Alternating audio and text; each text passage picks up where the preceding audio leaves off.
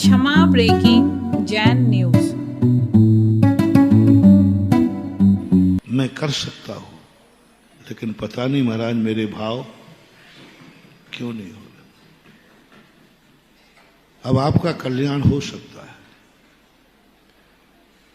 आपका उपदेश से प्रभाव पड़ सकता है, आप कल सुधर जाओगे।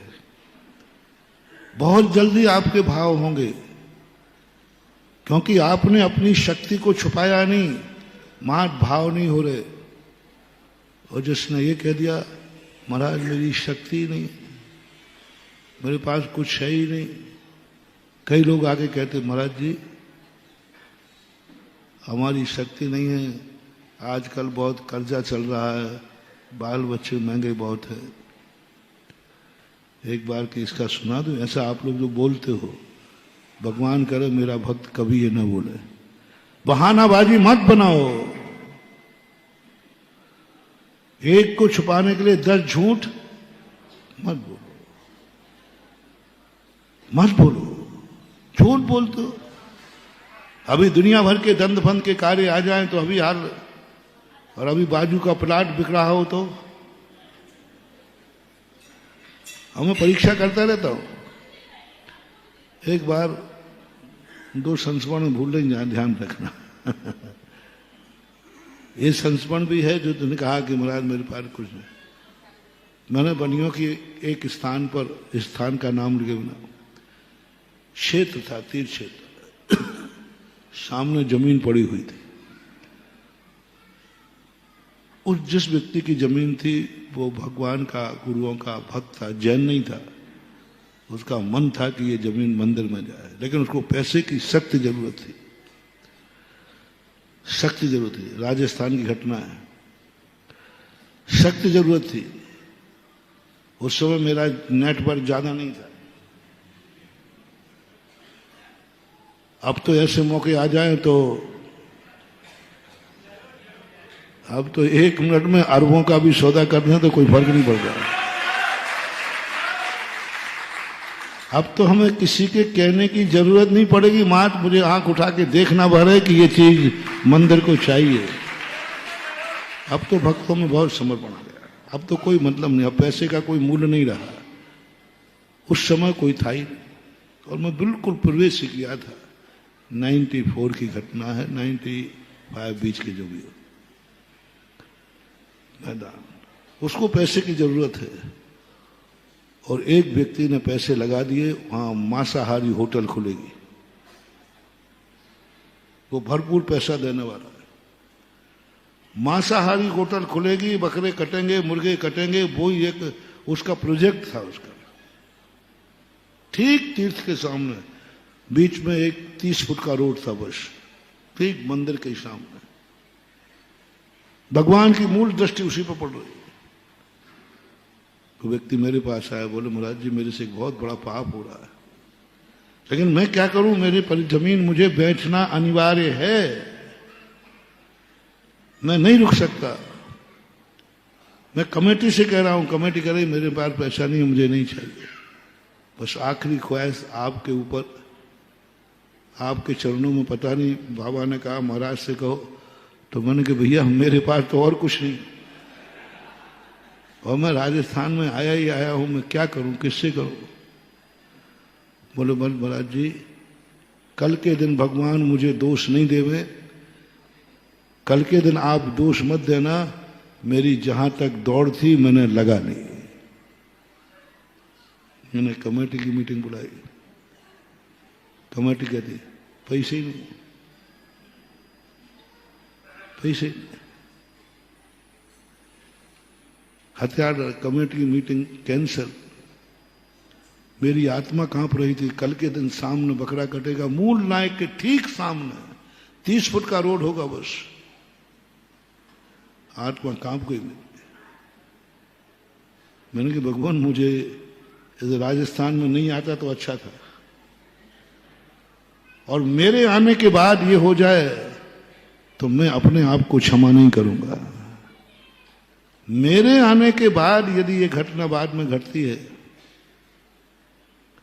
भगवान के पास गया, भगवान आप क्यों ऐसे गरीबों की बस्तियों में बैठते हो? आप क्यों ऐसे गरीबों के भगवान हो? आप क्यों गरीबों को वरदान देते हो? जो व्यक्ति इतने गरीब हैं कि आपके सामने मांसाहार को नहीं मिलेगा। तो मूल नायक भगवान से मैं शिकायत कर ही रहा था, क्योंकि मेरा आरोप लगाना भगवान की मैंने कि आपकी गलती है, आप क्यों बैठे यहाँ गरीबों की बस्ती में, जहाँ के समाज इतने गरीब हों। और जब गरीबों में बैठना था तो इनको इतना अमीर बनाते कि कम से कम कभी ऐसे मौके पड़े तो हो जाए। यथार्थ घटना है। भगवान मुझे देख के मुस्कुरा रहे हैं, बोले और शिकायत कर ले जितनी करना है। समझ कि भगवान आप मुस्कुरा रहे हो, यहाँ प्राणों की पड़ी है, जिंदगी भर आप रोगे, यहाँ बकरे कटेंगे, मैं तो चला जाऊंगा, मेरा क्या जाता है, मैं तो आप ही देखते रहना बकरे कटते हुए, आप हंस रहे। तो बोले मैं उस पर नहीं हंस रहा हूं, मैं तेरी बात पे हंस रहा हूं। ये जैनी कम है, ये बनिया ज्यादा है। जहां ना जाए बैलगाड़ी, वहां जाए मारवाड़ी। ये एक एक पैसे के लिए कहीं भी चले जाएंगे।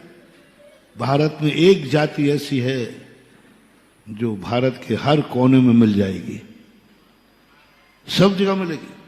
बुंदेलखंडी सब जगह नहीं मिलते, मारवाड़ी सब जगह मिले, चाहे आसाम हो, चाहे चेरापुरी हो, चाहे मौत हो, चाहे आतंकवादी हो, को जो पैसा होना चाहिए उनको कोई मतलब नहीं। संकट में पड़े इनको बनिया के हिसाब से मांग, तू जैनी समझ के मांग रहा है। तो बनिया और जैनी बोले बनिया, इनको मानो बनिया और बनिया से मांगना सीखो। अब मुझे ऐसा आता नहीं था, मैं ध्यान में बैठ गया, मैंने कि बनिया और जैनी का पैटर्न क्या होता है। भगवान कह रहे हैं कि जैनी बन के मांगेगा तो 1 रुपया देने वाले नहीं है, एक कलयुगी वर जैनी है, और बनियों का हिसाब मांगोगे तो मिल जाएगा।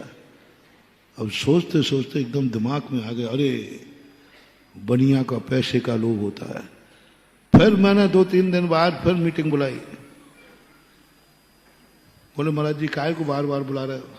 मैंने कहा नहीं नहीं, आज दान के लिए नहीं बुला रहा हूं, जमीन के नहीं बुला रहा हूं, बस मेरा मन है 50 लाख रुपए चाहिए थे एक साथ, वो जमीन 50 लाख की। मैंने कहा नहीं, मेरा आप सबसे कहना है कि आप सब लोग हमारे भगवान को ब्याज पर पैसा दे दो। जैसे मैंने ब्याज की बात कही, बनिया एक दूसरे की मुंह की तरफ दिख रहा है। एक ने महाराज कितना मिलेगा? मैंने कहा दे दोगे? महाराज बोले आप दर तो बोलो ब्याज की। बिल्कुल जो हुआ वो बात चल रही है, बिल्कुल मीटिंग बैठी हुई है। बोले आप ब्याज की दर तो बोलो। मैंने कहा भाई ब्याज कह दिया ना जो। बोले महाराज जी ऐसा नहीं, आप तो ब्याज की दर खोलो। फिर अब मेरे मुख से पहले तो उन्होंने ना कहा दिया, क्या पता बाबा जी हैं, यहाँ ब्याज कौन देगा और कितना सा मिलेगा। ये सब भागने लगे। मैंने सुनो, आज जो पैसा देगा 5 रुपया सैकड़ा मुझे को मिलेगा। 95 में 5 रुपया सैकड़ा। अब मुझे अकल हो तो मुझे मालूम ही नहीं तो 5 रुपया सैकड़ा। मैं तो 5 रुपया यूं समझ रहा था। अब 50 लाख का ब्याज लगा, वही 5 लाख। बोले महाराज जी मिलेगा पक्का है? मैंने कही सत्य महावीर जी के मुख से निकला है। देखना मैं कितना रिक्सी हूं, सुनना तो। बोले महाराज आपका क्या भरोसा, आप चले जाओगे? सब्र। मैंने कही नहीं, मैंने वचन दिया है, मिलेगा। बस आप लोग, एक ही व्यक्ति खड़ा हो गया। बोले महाराज किसी से मांगने की जरूरत नहीं है, 50 लाख हम आपको जिस दिन का उस दिन लाके दे देंगे। दूसरा कहता है तू देगा? मैं क्या नहीं दूंगा, मेरे भी भगवान है। तू ही अकेला देगा क्या? मेरे भगवान है। और एक कमेटी में अच्छी लड़ाई हुई, बोले तू क्यों देगा, मैं भी दूंगा। क्योंकि अब सवाल भगवान का नहीं था। भगवान मेरे भी, अब लड़ रहे, भगवान मेरे भी हैं, तुम अकेला क्यों देगा, मैं भी दूंगा। और मैं बैठा चुपचाप तमाशा देख रहा हूं। मैंने कहा भगवान, आ गई बात समझ में। कल जैनी थे तो 1 रुपया देने को तैयार नहीं, आज बनिया की भाषा में मांगा तो ये लड़ रहे हैं कि मैं भी दूंगा, मैं भी दूंगा। पर मैंने कहा भाई शांत हो जाओ। एक कागज पर मैंने कहा लिखो भाई सब, वो तो करोड़ों पे सौदा पहुंच गया। कोई कहता है इतना, मैंने कहा नहीं नहीं चाहिए तो 50 ही है, लिख करके तैयार होकर के। और फिर बात, महाराज जी आपको ब्याज की दर मालूम है? हाँ मैंने कहा मालूम, 5 रुपया सैकड़ा। 3 बार बोल दूं, 5 रुपया सैकड़ा। मैं आदि भगवान के पास थे, भगवान के पास पहुंचा, भगवान से कहा भगवान आपकी भाषा सही हो गई। भगवान कहते भाषा तो सही हो गई, लेकिन कितना रुपया सैकड़ा बोल के आया? बोले हिसाब लगाया 5 रुपये सैकड़े का। उस समय 1 रुपया सैकड़ा भी ब्याज नहीं होता था, कम लगता था। कितना बोल गया? मैंने 5 बोल गया। बोले हिसाब के हिसाब से बोलता कम से कम, जो 5 रुपया सैकड़ा, मालूम कितना ब्याज हुआ? यदि साल भर ही नहीं दे पाया तो 5 रुपये सैकड़े में 1 महीना कितना बता रहा है? 2.5 लाख, ढाई तो साल भर में कितने हो जाएगा? 20 लाख हो गया, चुका देगा तू 30 लाख जो भी हो गया। मैंने कि भगवान अब तो बोल दिया। मैंने कि मैंने सत्य महाव्रत की सौगंध और खा ली है। तो भगवान कहता है कि तुझे ऐसा थोड़ी कहा था मैंने कि आपने नहीं कहा था तो, लेकिन इस बुद्धू को समझाया भी तो नहीं था, अकेले इतना ही कहा था बनियाई चाल से। अब मुझे भी टेंशन हो गया कि 5 रुपया तो सही में ज्यादा होता है, और ये बनिया है वसूल किए बिना। तो मैं कमंडल को देखता, क्यों रे कमंडल तू कितने में जाएगा?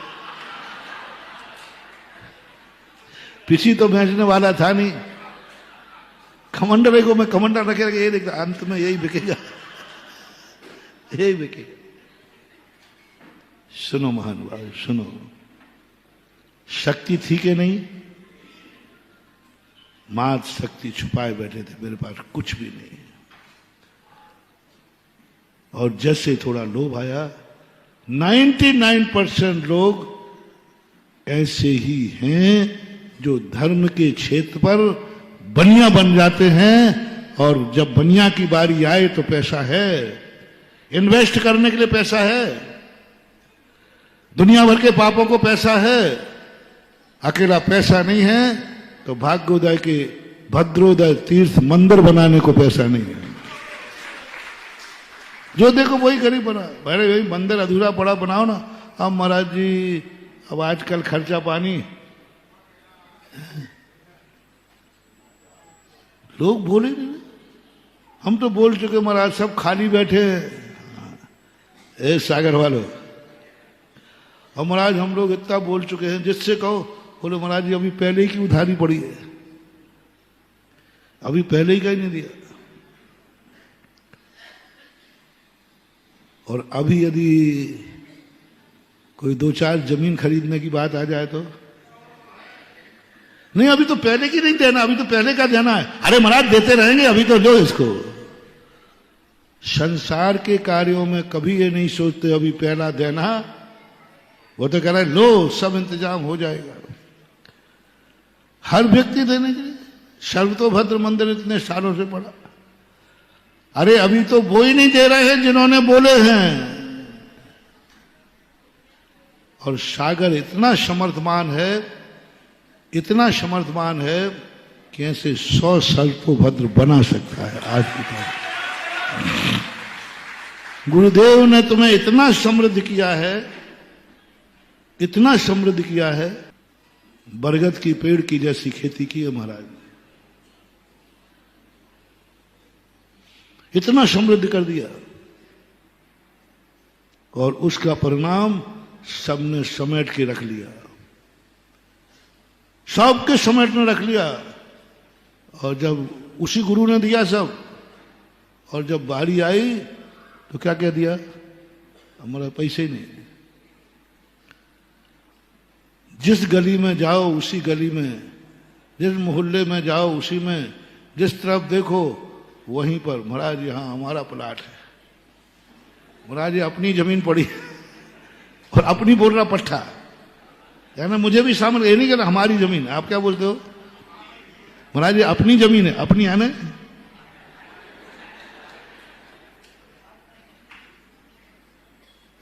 मैं कह रहा हूं एक एक प्लाट जिनके पड़े हैं बड़े आदमियों के एडजस्टिंग में, तो एक एक प्लाट सर्वतोभद्र को दे दें, अभी साल भर में सर्वतोभद्र बन जाएगा। तुम्हारा जिसमें मकान रहते हो वो नहीं, नहीं नहीं नहीं, मकान बंटवा करके तुम्हें रोड पर लाऊंगा क्या? नहीं नहीं नहीं, मकान जिसमें रह रहा है उसमें नहीं, एक आध और एक्स्ट्रा रख लो, लेकिन एक मकान और एक एक्स्ट्रा के बाद जो प्लाट पड़े हैं वे प्लाट सर्वतोभद्र को दे दो, बस ज्यादा नहीं कह रहा। जिन लोगों ने बोले हैं 10-10 साल हो गए अभी तक उन्होंने जमा नहीं कराए पैसे, बड़े आदमी, और धंधा पानी चल रहा है, व्यापार चल रहा है, इन्वेस्ट चल रहा है, संसार में चल रहा है, अभी मंदिर की बोली बाकी है। अरे 2 साल का संकल्प किया, 3 का किया, 5 किया, 10-10 साल हो गए, बोले हुए पैसे नहीं आ रहे। बोलियां बोल देते हैं, बोलने के बाद संकल्प भी कर लेते हैं कि इतने साल में देना, वो भी पता नहीं कब। कुछ गलत तो नहीं बोल रहा हूं? नहीं महाराज आप तो बोले जाओ, आपके मुंह से धुआं में लाठी भी सही लगती है। इस मुंह से जो निकल जाए वो कहीं ना कहीं सही हो ही जाता है। बोली हुई बोलियां, करोड़ों करोड़ रुपया बोले, देने का नाम नहीं, देने का नाम नहीं, भाव नहीं होते, परिणाम नहीं होते, दे देंगे। और खास तौर से वो संस्थाएं डूब जाती हैं जिनमें बड़े आदमी बोल कर नहीं देते, और उसमें भी वो जो उस संस्था के ट्रस्टी और हो, कमेटी में कार्यकारिणी हो, यदि उनके ऊपर बोली चढ़ी हो फिर तो भैया वो काम बनना मुश्किल है। कितने मंदिरों के अध्यक्ष होते, पदाधिकारी होते, मंत्री कोषाध्यक्ष होते, ट्रस्टी होते, उन पर देखो मंदिरों के कितने हिसाब बाकी रहते हैं, कितने मंदिरों का दान बाकी रहता है, देते नहीं। अपन तो अपना पदाधिकारी है ना, अपन तो ट्रस्टी है, कौन मांगने वाला है? उससे मांगते हो जो कुछ नहीं है उस संस्था में, और वो बेचारा, बोलो ना, जो संस्था में कुछ भी नहीं है वो बेचारा पाई पाई चुकाता है, घर में सोता नहीं है, नींद नहीं आती। भैया अभी मंदिर का दान, जो मंदिर में कुछ भी नहीं है, जो तुम्हारी संस्था में कुछ भी नहीं है, सदस्य भी नहीं है, तो व्यक्ति जितने जल्दी हो उतने जल्दी चुकाता है। और जो मंदिरों के पदाधिकारी हों, कार्यकर्ता हों, इनको चुकाने की खबर ही नहीं होती, परिणाम ही नहीं बनते। फिर बाद में कहते हो कि महाराज प्राय इन पंचों की सदगति क्यों नहीं होती? पंचों की सदगति क्यों नहीं होती? कैसे होगी सदगति? गरीब के ऊपर 1 रुपए का भी कर्जा है मंदिर का, वो रात में सोता नहीं है, और बड़े आदमी पर करोड़ों का कर्जा है, उसे खबर ही नहीं, पता ही नहीं कि देना भी है कि। ऐसी बात नहीं कि पैसा नहीं है, नहीं होना बात अलग है। दुनिया भर के पापों को पैसा है, दुनिया भर के संसार के कार्यों को पैसा है। अभी कहीं इन्वेस्ट करना हो, कहीं दंड बंद करना हो तो करोड़ों पैसे निकल आए। सागर में बनवा दूं इसी चतुर्मास में ये,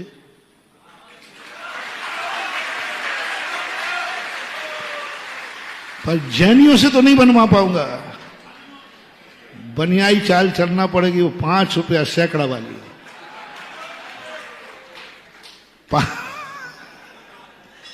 यही सारे कमेटी वाले, यही सारे मंदिर वाले, पूरे सागर के जितने 65 मंदिर है ना कितने मंदिर है? हाँ, इसमें मंगलगिरी भी ले लेना। अरे मंगलगिरी में कम लोग हैं, अरे राम राम राम राम। मंगलगिरी में इतना पैसा बरसेगा, मोराजी में इतना पैसा बरसेगा, चौधरी भाई मंदिर में इतना पैसा बरसेगा, मंगल और भाग्योदय में इतना पैसा बरसेगा। बस बस बस एक आवाज लगाना है। अब आप बोलो, मैं नहीं बोल रहा हूं। वो आवाज लगाओ महाराज, देखो कैसी कमी आती है, कैसी कमी आती, देखो तो सही आप। कितने लोगों का पैसा यहां पर ब्याज पे चलता है? नहीं चलता। शायद जैनी लोग ब्याज पे पैसा देते ही नहीं होंगे, हाँ नहीं, त्याग है ना उनका, वो प्याज नहीं खाते, ब्याज नहीं खाते। और सागर के जैनी तो ब्याज खाते ही नहीं होंगे शायद। अरे महाराज आप पूछो मत, प्याज तो फिर भी नहीं खाए, लेकिन ब्याज तो पूरा डकार जाए। ब्याज पे पैसा चल रहा है, ब्याज के लिए पैसा है। 5 रुपया सैकड़ा घोषणा करना है, और जितना पैसा चाहो उतना मिल जाएगा, आ जाएगी, सबके पास है। पूरी 52 कमेटियों में जितने बड़े पदाधिकारी हैं पूरे सागर के, जितने कमेटियों पदाधिकारी, सबकी तिजोरी की चाबी मुझे मालूम है। पर वो खुलेगी जब जब खुल तो जाएगी, पर घोषणा करना पड़ेगी 5 रुपया। बस ये घोषणा करो, पता नहीं कहां से माल निकलेगा। और पैसे का खोजने से भी नहीं मिले, छापा वाला आ जाए तो नहीं मिले, डाकू घुस जाए तो नहीं मिले, लेकिन 5 रुपये सैकड़े की ऐसी चाबी है कि पता नहीं कहां से निकल आएगा। होता है। मैं सारे भारत, तुम्हारे यहीं की नहीं, वो तो यहां बैठा हूं सो कह रहा हूं, मैं सारे भारत से कहता हूं, सारे सबके पास कम से कम जो बोलते हो चिंता के साथ, सबसे पहले वह संस्था सर्वश्रेष्ठ मानी जाती है जिस संस्था के पदाधिकारियों का सबसे पहले पैसा पूरा जमा होता है, फिर वो दूसरे के यहां मांगने जाते हैं। कहां मांगने जाएंगे?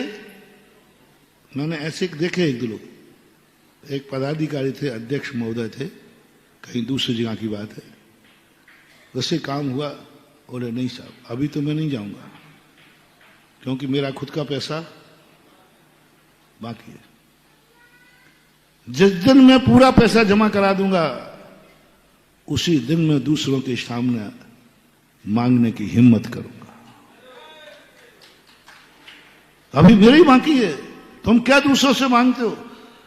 और दूसरा देगा क्यों?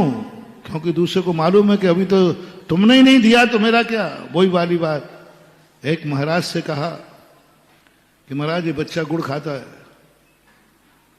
त्याग कराओ। माँ जी ने कहा, उन्होंने कहा माँ जी आज नहीं, हफ्ते बार बाद कराएंगे। हफ्ते बार बाद गए, बोले बेटा गुड़ छोड़ दे। तो माँ जी बोला, सब लोगों ने कहा महाराज जी हफ्ते भर पहले क्या हो गया था? बोले नहीं, उस समय मैं खुद खाता था, अब मैंने छोड़ दिया है तो मैं बच्चे का त्याग कराने का हक रखता हूं। दूसरों से पैसे मांगने का हक वही को है जब स्वयं की एनओसी हो। लेकिन वो 5 रुपये सैकड़े की बात नहीं भूल जाऊंगा। और एक उदाहरण और दूसरा था, वो वाला जो गरीबी वाला, वो बताऊंगा। अब भगवान ने मुझे डांट दिया, 5 रुपये सैकड़ा बोल के आया, ये बनिया है, वसूल करेंगे, कहां से देगा? और मंदिर की आमदनी इतनी है नहीं, मंदिर की आमदनी साल भर में इतनी है नहीं।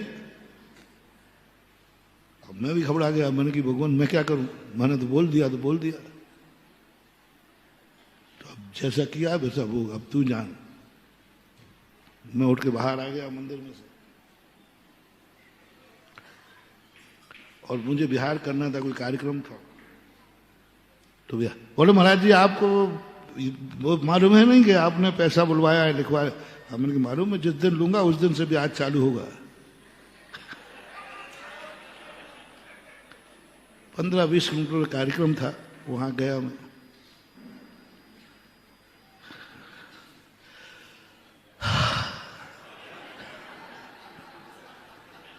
दिन रात मेरी भी नींद हराम हो गई।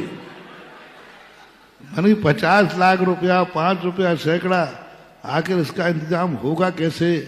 कमंडल की बोली शायद इतने में नहीं गई तो क्या करेंगे? और बस हिम्मत आ गई, मैंने कि भगवान जो होगा देखा जाएगा, ये प्लाट मांसाहारियों को तो नहीं लेने दूंगा। मुझे यहां बुलाया क्यों? और हमारे आचार्य जी तो कलिकाल सर्वज्ञ थे।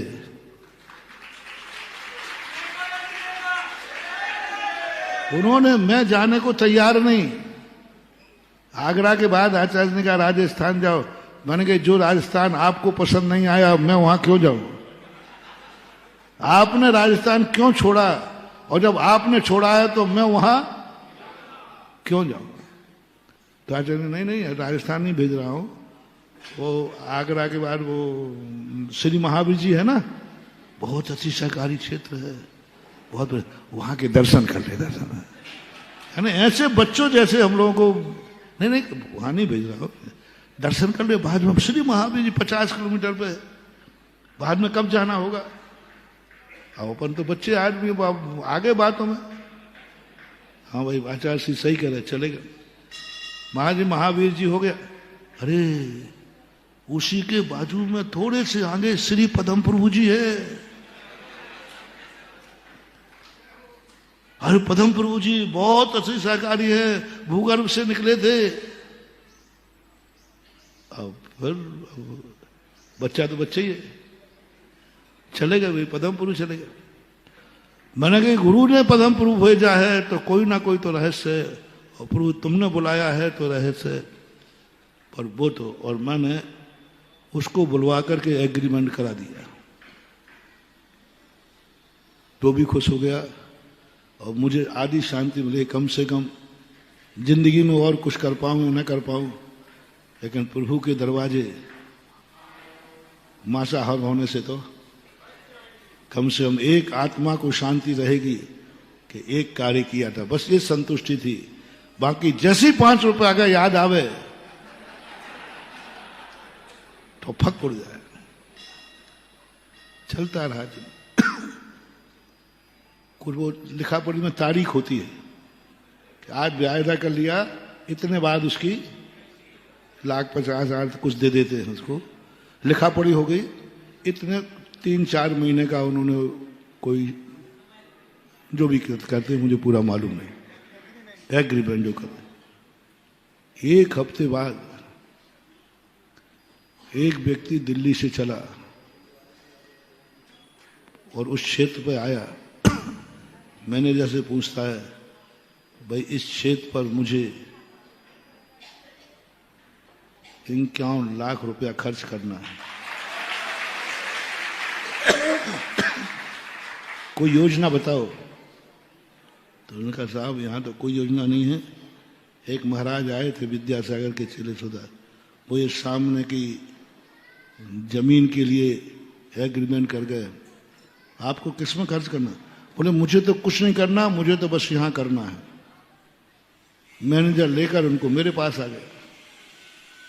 मैंने कहा कि भाई किसी पर्पस से तो खर्च नहीं करना। बोले महाराज हमें तो कुछ नहीं करना, हमें तो आंख बंद के एक पुटरिया बांध करके सीधा चढ़ाना है बस। मैंने कहा कोई मकान धर्मशाला बनवाना, मूर्ति बनवाना? बोले कुछ नहीं, हमारे लिए कुछ नहीं, रसीद भी नहीं चाहिए, हमें तो 51 लाख रुपया यहां चढ़ाना है बस। मैं तुरंत जल्दी से वहां से बिहार करके आया, 51 लाख रुपया वो लेके आया, साथ में लिए वो रखा और कमेटी को बुलाया। मैंने कि भैया ये पकड़ो 51 लाख, वो 3-4 महीने का एग्रीमेंट किया ना, वो रजिस्ट्री आज कल में करो। तो जैसे वो 51 लाख की रजिस्ट वो अटैची थी भरी हुई, उसको दी कमेटी को। पर आज हम लोगों के पैसे का क्या होगा? और महाराज 5 रुपए सैकड़े का, मैंने कहा ब्याज लेने के बाद की बात थी, कबूल की बात नहीं थी। अब मैं भी घबरा गया। मैंने उन्होंने कहा कि महाराज जी ये ध्यान रखना, तो मैंने कहा भाई लेने के बाद ब्याज चालू होगा, हमने लिया थोड़ी था। बोलो इसको क्या कहोगे? आत्मा का समर्पण, मेरा नहीं। मात्र एक लगन थी कि मंदिर के सामने हम बकरे, बस वो लगन। किसने भेजा वो व्यक्ति? कौन जानता था उस व्यक्ति को? और आज तक वो व्यक्ति मेरे सामने द्वारा आया भी नहीं। कौन आया, कैसे आया? दिल्ली से आया, पता था उसका, सब पता, एड्रेस दिया, ऐसा नहीं कि कोई 2 नंबर का, सब कुछ लेके आया। अब उसके भाव होना, उसी क्षेत्र पर होना और उसी समय होना, तब से मुझे अपने ऊपर विश्वास हो गया कि धुआं में भी लाठी चला देगा तो वो भी लाठी सही सिर पे बैठेगी।